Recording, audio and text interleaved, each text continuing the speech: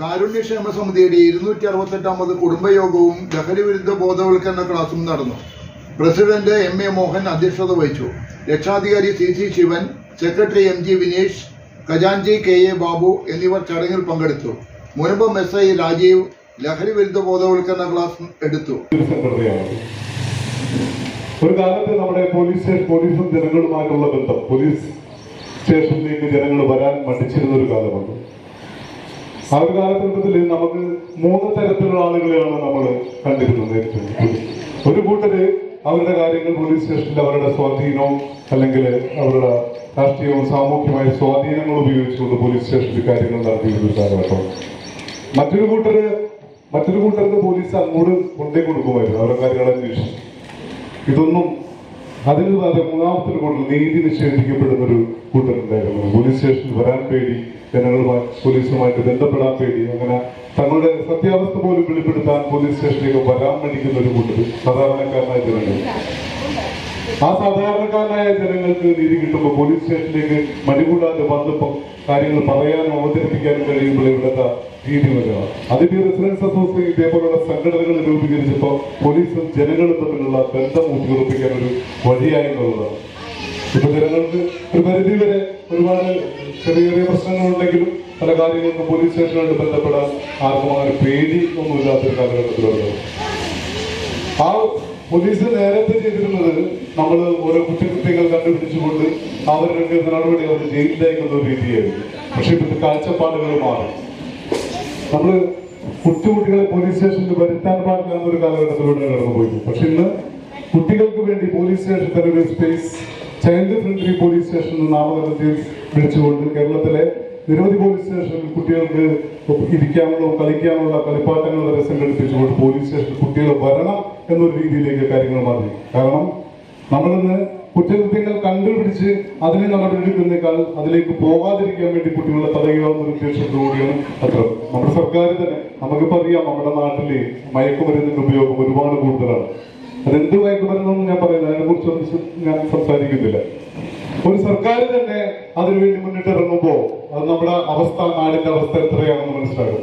കാരണം കഴിഞ്ഞ വർഷങ്ങൾക്ക് മുമ്പ് തന്നെ നമ്മൾ എല്ലാ വാർഡുകളിലും മുനമ്പം പോലീസ് സ്റ്റേഷനിൽ കേരളത്തിൽ ആകെ ചരിത്രത്തിൽ ആദ്യമായിട്ട് 36 വാർഡുകളിൽ, 2 പഞ്ചായത്തിൽ 36 വാർഡുകളിൽ ലഹരി വിരുദ്ധ ജാഥകളും സംഘടിപ്പിച്ചുകൊണ്ട് വൈകുന്നേരങ്ങളിൽ മെഴുകുതിരി കത്തിച്ചുകൊണ്ട് നമ്മൾ ഈ തെരുവോടെ നടന്ന് മുദ്രാവാക്യം പിടിച്ച് എല്ലാവരും കൂടി നടന്നൊരു കാലഘട്ടത്തിൽ ആ ഒരു സമയത്തൊക്കെ ഒരു പരിധിവരെയെങ്കിലും ഈ ലഹരി ഉപയോഗിക്കുന്ന ആളുകളുടെ അവസ്ഥ കുറവായിരുന്നു നമ്മുടെ നാട്ടിൽ നിന്ന് മാറി. പക്ഷെ ഇന്ന് നമ്മളൊക്കെ വിചാരിച്ചിരിക്കുന്ന നമ്മുടെ എവിടെയൊക്കെയോ നടക്കുന്ന സംഭവങ്ങളാണ് ലഹരി ഉപയോഗം. പക്ഷെ ഇന്ന് നമ്മുടെ നാട്ടിലും നമ്മുടെ അയൽപക്കത്തും നമ്മുടെ വീട്ടിലും വരെ എത്തിയിട്ടുള്ള ഒരു നഗ്ന സത്യമാണ്. അത് ഉൾക്കൊണ്ടുകൊണ്ട് തന്നെ അതിനുള്ള പോരാട്ടത്തിൽ ഇതേപോലെ സംഘടനകളുടെ പ്രവർത്തനം അനിവാര്യമാണ്. പോലീസിന് ചേർന്നത് നമ്മുടെ പ്രായത്തിന്റെ പക്വതയില്ലാത്ത നമ്മുടെ മക്കൾക്ക് പറ്റി പോകുന്ന തെറ്റ്, അവർ ചെയ്യുന്ന പ്രായത്തിന്റെ പക്വതയില്ലായ്മ കൊണ്ട് ചെയ്തു പോകുന്ന തെറ്റ് പിന്നീട് അനുഭവിക്കേണ്ടി വരുന്ന ഒരു കുടുംബം അനുഭവിക്കേണ്ടി വരുന്ന കാര്യങ്ങൾ. അത്തരത്തിന്റെ സർവീസിൽ എന്റെ അനുഭവങ്ങളിൽ 2-3 കാര്യങ്ങൾ ഞാൻ നിങ്ങളുടെ മുമ്പിൽ പറയാൻ ആഗ്രഹിക്കുന്നു. നമ്മുടെ കുട്ടികളൊക്കെ മൊബൈൽ ഫോൺ ഉപയോഗിക്കുന്നവരാണ്. ചെറിയ കുട്ടികൾ പോലും മൊബൈൽ ഫോൺ ഉപയോഗിക്കും, കളിക്കുമല്ലോ. അതിലൂടെ ഫേസ്ബുക്കും അതേപോലുള്ള മാധ്യമങ്ങളിലൂടെ പരിചയപ്പെട്ട് നമ്മുടെ അടുത്ത പോലീസ് സ്റ്റേഷൻ, ഞാറക്കൽ പോലീസ് സ്റ്റേഷനിലെ ഒരു സംഭവമാണ്. 16 വയസ്സുള്ള ഒരു പെൺകുട്ടി മൊബൈലിലൂടെ ചാറ്റ് ചെയ്തുകൊണ്ട് ഏതോ ഒരു മനുഷ്യനോ ഒരുത്തനുമായിട്ട് പ്രേമമായി ആ കുട്ടിയെ ഒരു ദിവസം കാണാതാവുകയാണ്. അങ്ങനെ കാണാതായ പോലീസ് അന്വേഷിച്ചു കണ്ടെത്തി. ഗോവയിൽ നിന്ന് ആ പെൺകുട്ടിയെ കൂട്ടിക്കൊണ്ടുവന്നു. ഉദ്ദേശം രാത്രി 2 മണിക്കാണ് ആ അച്ഛനെയും അമ്മയെപ്പോഴും കുട്ടിയെ സ്റ്റേഷനിൽ കൊണ്ടുവന്നത്. ആ സമയമായതുകൊണ്ടും ചെറിയ കുട്ടിയായതുകൊണ്ടും അന്ന് കോടതിയിൽ ഹാജരാക്കിയില്ല. അച്ഛന്റെ അമ്മയുടെയും കൂടെ വീട്ടിലേക്ക് പറഞ്ഞു വിട്ടു. നാളെ രാവിലെ വരാൻ പറഞ്ഞവരെ പറഞ്ഞു വിടുകയല്ല. പക്ഷെ പിറ്റേന്ന് നേരം പുലർന്നത് ഒരു ദുരന്ത വാർത്ത കേട്ടുകൊണ്ടാണ്.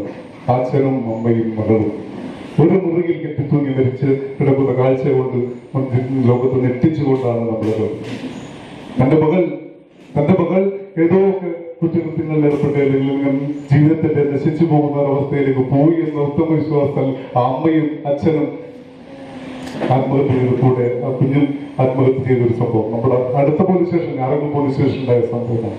ഇത് മൊബൈൽ ഫോൺ ഉപയോഗത്തിലൂടെ വന്ന കുറ്റമാണെങ്കിൽ അവർ ചെയ്തു പോയ ആ കുട്ടി അറിയാതെ അതിന്റെ പ്രായത്തിന്റെ പക്വതയും ബോധമില്ലായ്മ കൊണ്ട് അതിന് സംഭവിച്ചു പോയ ഒരു കാര്യമാണ്.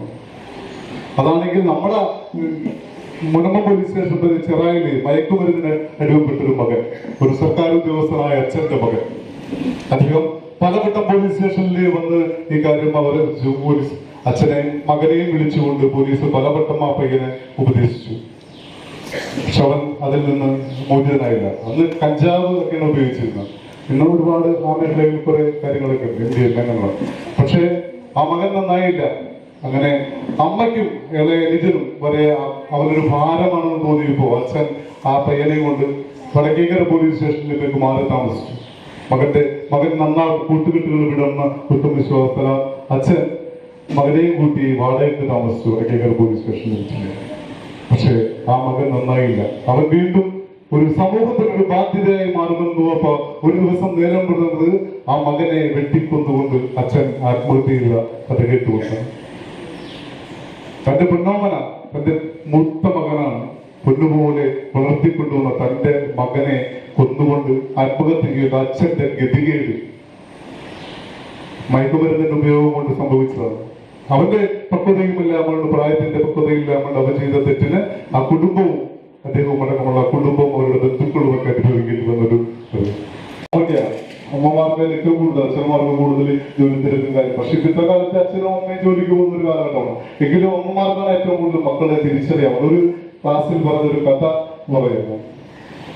50ഓളം കുട്ടികൾ നടക്കുന്ന ഒരു ക്ലാസ്സിലെ അധ്യാപകൻ ആ കുട്ടികളോട് ഒരു ചോദ്യം ചോദിക്കുകയാണ്. ഈ ലോകത്തെ ഏറ്റവും നല്ല സുന്ദരൻ അല്ലെങ്കിൽ സുന്ദരി ആരാണെന്ന് ചോദിക്കും. ഓരോ കുട്ടികളും മറുപടി പറഞ്ഞു, മമ്മൂട്ടിയാണ്, മോഹൻലാലാണ്, മീര ജാസ്മിനാണ്. അങ്ങനെ ഓരോ സിനിമാ നടിമാരുടെ ലോക സുന്ദരിമാരുടെ ഒക്കെ പേരുകൾ പറഞ്ഞു. 49 കുട്ടികളും പറഞ്ഞത് അത്തരത്തിലുള്ള പേരുകളായിരുന്നു.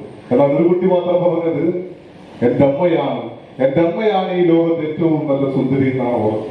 അപ്പൊ എല്ലാവർക്കും സംശയമായി, ഈ കുട്ടിയുടെ അമ്മ ഇത്തരത്തിൽ പറഞ്ഞ സിനിമാ നടന്മാരെക്കാളും നടികളുമോ സുന്ദരിയാണോ? ആ കുട്ടി എപ്പോഴും മുടച്ചു നിന്നു, എന്റെ അമ്മയാണ് ഈ ലോകത്തെ ഏറ്റവും നല്ല സുന്ദരി.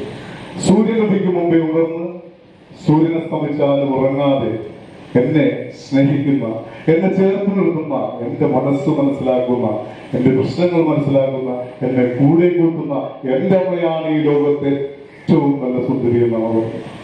അമ്മയാണ് സുന്ദരിയെങ്കിൽ ആ സുന്ദരിയായ അമ്മമാർക്ക് തങ്ങളുടെ മക്കളെ സംരക്ഷിക്കാൻ ഏറ്റവും കൂടുതൽ ബാധ്യതയുണ്ട്, ഉത്തരവാദിത്വമുണ്ട്. അച്ഛന്മാർക്കും സമയം കിട്ടാത്തൊരു കാര്യമാണ്. അപ്പൊ നമ്മുടെ മക്കളെ നമുക്ക് തിരിയാൻ പറ്റും. നമ്മുടെയൊക്കെ ചെറുപ്രായത്തില്, എന്റെയൊക്കെ ചെറുപ്രായത്തില്, ഇവിടെ പലരുടെയും ചെറുപ്രായത്തില് നമ്മളൊക്കെ സ്കൂളിൽ പോകുമ്പോ നമ്മുടെ സമൂഹത്തില് ഒരുപാട് പ്രശ്നങ്ങളുണ്ട്.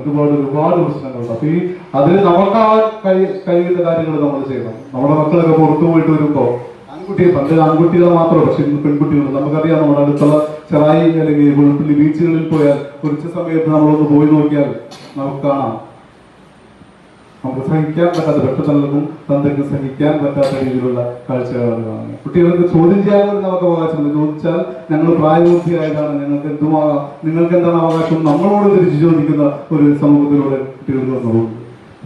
നമ്മുടെ മക്കളെ തിരിച്ചു പിടിക്കേണ്ടത് നമ്മുടെ ബാധ്യതയാണ്. നമ്മുടെ കുട്ടികൾ വൈകിട്ടൊക്കെ വീട്ടിൽ പുറത്തു പോയിട്ട് വരുമ്പോ നമ്മളൊക്കെ നേരത്തെ സ്കൂളിൽ നിന്ന് വരുമ്പോ ഓടി വന്ന് നമ്മുടെ അമ്മയുടെ മടിയിൽ കിടക്കും. അപ്പൊ നമ്മുടെ അമ്മ 2 കൈകൾ കൊണ്ട് നമ്മുടെ തലയിൽ ഇങ്ങനെ തടയിക്കൊണ്ടിരിക്കുന്ന ഒരു ബന്ധം. ഈ ലോകത്തിൽ കിട്ടാവുന്ന ഏറ്റവും വലിയൊരു സുഖമാണ്, ഒരു സംരക്ഷണമാണ് മകനെ അല്ലെങ്കിൽ മകളെ തന്റെ അമ്മ മടിയിൽ തലയിൽ തലോടുമ്പോ ആ ഒരു സുഖം അത് ഇന്നത്തെ കുട്ടികൾ കിട്ടുന്നില്ല, നമുക്ക് കൊടുക്കുന്നില്ല. സമയം അതിന്റെ കാര്യങ്ങൾ നമുക്ക് പറഞ്ഞു തരികയും നമ്മളെ സ്റ്റേഷനുമായി ബന്ധപ്പെട്ടുള്ള യോഗങ്ങളിലും മറ്റും വിളിക്കുന്നത് സ്റ്റേഷനിലെ ഷിജു സാറാണ്. അദ്ദേഹം ഇവിടെ എത്തിയിട്ടുണ്ട്. അദ്ദേഹത്തിനും സമിതിയുടെ നന്ദി അറിയിക്കുന്നു. തുടർന്നും സമിതിയുമായി സഹകരിക്കണമെന്ന് അഭ്യർത്ഥിക്കുന്നു. സാറ് 2 വാക്ക് പറയാനായിട്ട്. ഓക്കെ സമര കാലഘട്ടത്തെ കുറിച്ചുള്ളതായിരിക്കും വിഷയം.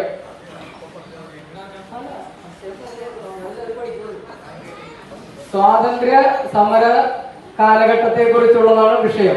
നിങ്ങൾ അത് കിട്ടാവുന്ന ബുക്കുകളൊക്കെ ഒന്ന് നോക്കി വായിച്ചൊക്കെ പഠിക്കുക.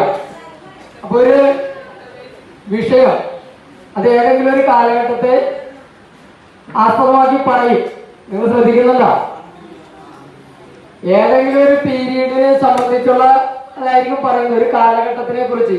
അതിൽ വെച്ചായിരിക്കണം നിങ്ങൾ എഴുതേണ്ടത്. അപ്പൊ എല്ലാവരും തയ്യാറായി വരിക. നല്ലൊരു സമ്മാനമാണ് അതിനുവേണ്ടി തയ്യാറാക്കി വെച്ചിരിക്കുന്നത്.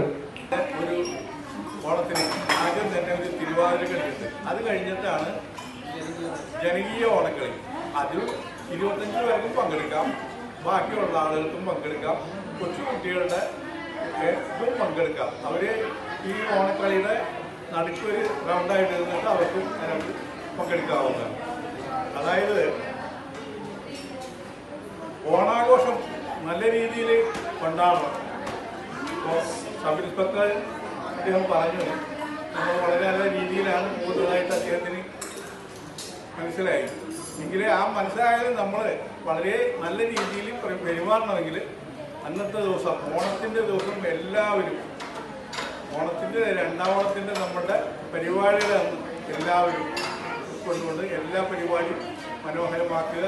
കായികത്തിൻ്റെ എല്ലാവിധ ഭാവങ്ങളും നമുക്ക് നേർന്നുകൊണ്ട്